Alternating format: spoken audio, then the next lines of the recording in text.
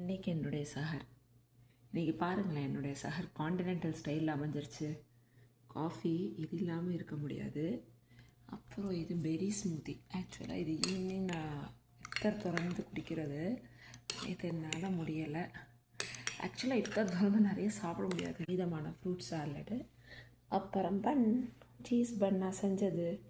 So என்னுடைய இன்றைக்கி சஹர் continental சஹர் அப்படின்னு நினச்சேன். அதாவது இப்போ ரீசெண்டாக இன்டர்நேஷ்னல் ஃபிலிம் ஃபெஸ்டிவல்லேருந்து அருந்ததி ராய் வெளில வந்துட்டாங்க. அவங்களுக்கு ஒரு இஷ்யூவில் கான்ட்ரவர்ஷியல் தாட் இருந்ததுனால அவங்க வெளில வந்துட்டாங்க.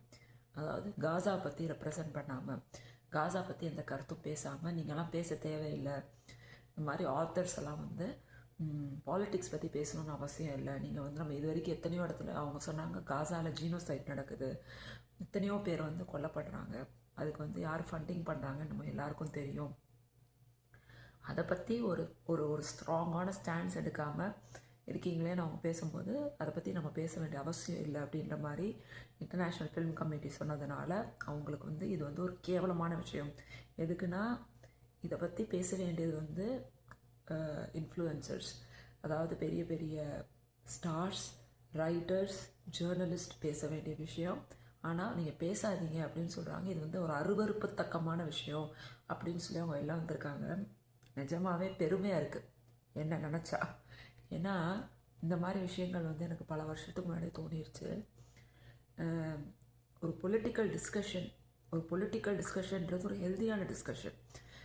நம்மளுடைய கருத்தை சொல்கிறதும், நம்ம இவங்களை பற்றி இப்படி தான் நினைக்கிறோம் அப்படின்னு சொல்கிறதெல்லாம் ஒரு பயங்கர ஹெல்தியான விஷயம். அதை யாராவது தடுத்தாங்கன்னா அந்த இடத்துல நம்ம இருக்கக்கூடாது. நான் ஆக்சுவலாக நான் படித்தது sociology, criminology, psychology. So college படிக்கும் போதெல்லாம் பயங்கரமாக என்னுடைய கிளாஸ்மேட்ஸ் எல்லாம் பயங்கர இன்வால்வ்டாக பேப்பர் ப்ரெசென்ட் பண்ணுவாங்க, டிஸ்கஷன்ஸ் பண்ணுவாங்க. we studied about Saddam Hussein, we studied about Mussolini, we studied about all big political influences at that time. we discussed அவங்களுடைய சைக்காலஜிக்கல் கேரக்டரிஸ்டிக்ஸ்லாம் நாங்கள் டிஸ்கஸ் பண்ணோம். ஆனால் காலேஜ் விட்டு வெளில வந்ததுக்கப்புறம் ஒரு வாட்ஸ்அப் குரூப் ஃபார்ம் பண்ணோம். அதில் பேசலான்னு வந்தால் அதெல்லாம் பேசக்கூடாது. ஹாப்பி பர்த்டே, ஹாப்பி ஆனிவர்சரி, உன் பொண்ணுக்கு ஹாப்பி பர்த்டே, உன் பையனுக்கு ஹாப்பி பர்த்டே, உன் புருஷனுக்கு என்ன சமைச்சு கொடுத்த அதான் பேசணும் அப்படின்னாங்க. இதுக்கு எதுக்கு வெள்ளையும் சொல்லியமா தெரியுதுங்கன்னு சொல்லிட்டு நான் வெளில வந்துட்டேன். அருந்ததி ராய் பண்ணதை நான் அன்றைக்கே பண்ணிட்டேங்க. என்ன நினச்சா ரொம்ப பெருமையாக இருக்குது.